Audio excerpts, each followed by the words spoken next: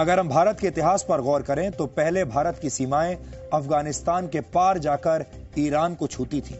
शायद आपको यह जानकर बहुत हैरानी होगी कि वर्ष 980 में, यानी आज से करीब 1000 साल पहले, अफगानिस्तान पर राजा जयपाल का शासन हुआ करता था और वो एक हिंदू राजा थे। लेकिन मुसलमान सुल्तानों ने उन पर हमला करके उन्हें सत्ता से बाहर कर दिया था और इसके बाद धीरे धीरे अफगानिस्तान भारतवर्ष के नक्शे से बाहर चला गया। अब आप जरा विचार कीजिए कि आज पैदा होने वाली भारत की पीढ़ी क्या इस बात पर कभी भरोसा कर सकती है कि अफगानिस्तान में कभी हिंदू बहुसंख्यक थे और वहां के राजा हिंदू हुआ करते थे। 6ठी शताब्दी में, यानी आज से करीब 1400 वर्ष पहले, इस्लाम धर्म सऊदी अरब से दुनिया में फैलने लगा और यह ऐतिहासिक सत्य है कि जैसे जैसे इस्लाम का प्रसार हुआ वैसे वैसे भारत की सीमाएं छोटी होती चली गई। इन दोनों के बीच में एक कनेक्शन है। आखिरी बार भारत का नक्शा 1947 में बदला, जब पाकिस्तान के रूप में भारत का एक बड़ा हिस्सा भारत से अलग हो गया। और दुख की बात यह है कि इस्लाम के नाम पर ही पाकिस्तान का भी निर्माण हुआ, यानी तब भी भारत के टूटने की वजह इस्लामिक कट्टरता ही थी। लेकिन यह सिर्फ 100 या 200 वर्षों का इतिहास नहीं है। पूरे 1300 वर्षों तक, यानी 1300 वर्षों तक भारत में हिंदुओं का दमन हुआ। भारत पर सबसे पहला सफल हमला मोहम्मद बिन कासिम ने किया था।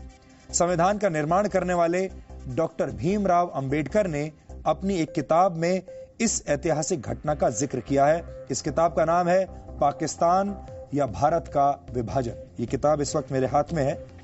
इसमें से कुछ पढ़कर आपको आज सुनाऊंगा। पाकिस्तान अथवा भारत का विभाजन, डॉक्टर BR अंबेडकर ने इस किताब को लिखा है। ये देखिए, ये वो किताब है, इसी को आज मैं कोट करने वाला हूं आपके सामने। भारत पर पहला हमला करने वाले मोहम्मद बिन कासिम ने सिंध की विजय के बाद अरब के खलीफा हजाज को एक पत्र लिखा था। इस पत्र में क्या लिखा था, इसका जिक्र BR अंबेडकर की इस किताब में मिलता है। और क्या उसमें लिखा है मैं आपको बताता हूं। इसमें लिखा है, इस संबंध में हजाज को भेजे गए एक पत्र में मोहम्मद बिन कासिम का एक उल्लेख विचारणीय है। राजा दाहिर के भतीजे, उसके योद्धाओं और प्रमुख अधिकारियों को ठिकाने लगा दिया गया है और मूर्ति पूजकों को या तो इस्लाम में दीक्षित कर दिया गया है अथवा उन्हें तबाह कर दिया गया है। मूर्तियों वाले मंदिरों के स्थान पर मस्जिद और अन्य इबादत स्थल बनाए गए हैं। कुतबा पढ़ी जाती है, अजान दी जाती है ताकि निर्धारित घंटों पर इबादत हो सके। तकबीर और अल्लाहू अकबर की सदाएं हर सवेरे शाम गूंजती हैं। यह पत्र राजा के सिर के साथ भेजा गया था।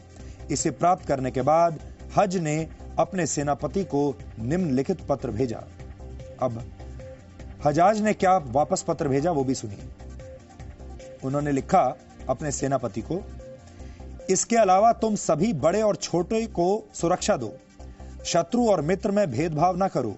खुदा का कथन है कि मूर्ति पूजकों से कोई रियायत न बरतो। मूर्ति पूजकों से यह मतलब है हिंदुओं का। मूर्ति पूजकों से कोई रियायत न बरतो, अपितु उनके गले काट दो। ये समझ लो कि यही महान अल्लाह का आदेश है। तुम्हें अभयदान देने के लिए तुरंत तैयार नहीं होना चाहिए, क्योंकि इससे तुम्हारा काम और बढ़ जाएगा। इसके बाद उन दुश्मनों के अलावा जो सामान्य सैनिक हैं, किसी को न बख्शो। ये BR अंबेडकर की किताब है। भारत में हिंदुओं के नरसंहार का एक लंबा इतिहास रहा है और वो भी आज हमने आपके लिए निकाला है। वर्ष 1265 में दिल्ली सल्तनत के सुल्तान गयासुद्दीन बलबन ने मेवात में 1 लाख राजपूतों का कत्ल करवा दिया था। मेवात आज भारत के हरियाणा राज्य का जिला है। वर्ष 1303 में दिल्ली के सुल्तान अलाउद्दीन खिलजी ने चित्तौड़ पर हमला करके 30,000 हिंदुओं का कत्ल कर दिया था। वर्ष 1353 में तुगलक वंश के सुल्तान फिरोज शाह तुगलक ने बंगाल में 1,80,000 हिंदुओं का कत्ल करवाया और वर्ष 1365 से लेकर 1367 तक 2 वर्ष के अंदर 5 लाख हिंदुओं का कत्ल करवा दिया। इसके बाद वर्ष 1398 में तैमूर लंग की सेना ने दिल्ली पर हमले से पहले 1 लाख हिंदू कैदियों की हत्या करवाई। मुगल सम्राट अकबर ने नरसिंहपुर में 48,000 हिंदुओं का नरसंहार करवाया था। ये जगह अब मध्य प्रदेश में है और वर्ष 1568 में अकबर ने चित्तौड़गढ़ पर हमला करके 30,000 हिंदुओं को मरवा दिया था। इस हमले में 8,000 राजपूत महिलाओं ने जौहर कर लिया था, यानी खुद को मार डाला था। वर्ष 1338 में ईरानी हमलावर नादिर शाह ने भारत पर हमला करके 2 साल के अंदर 3 लाख हिंदुओं को मरवा दिया था। इसके बाद हिंदुओं को थोड़ी राहत मिली क्योंकि पंजाब में सिख और महाराष्ट्र में मराठों ने मुगल साम्राज्य की नींव हिला दी। लेकिन इसके बाद वर्ष 1947 के पहले भी हिंदुओं के कई नरसंहार हुए। वर्ष 1921 में केरल के मालाबार में 2000 से ज्यादा हिंदुओं को मार दिया गया था। इस नरसंहार की वजह खिलाफत आंदोलन को बताया जाता है।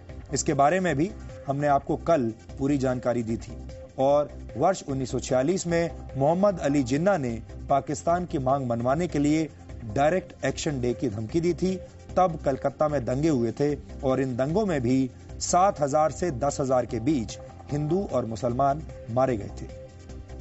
और इसी साल नोआखाली में ही जिन्ना की मुस्लिम लीग के इशारे पर दंगे हुए, जिसमें 5,000 हिंदुओं को मार दिया गया था।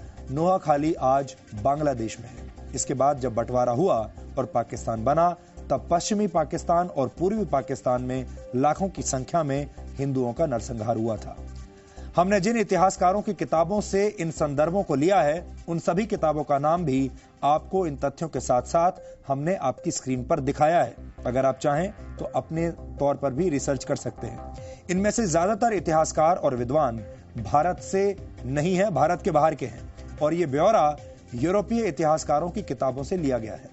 संघ और दूसरे कई हिंदूवादी संगठन हिंदुओं पर हुए इन्हीं अत्याचारों की बात कहकर हिंदू राष्ट्र बनाने की पैरवी करते हैं और इसके पीछे जो वजह है उसी को समझाने के लिए हमने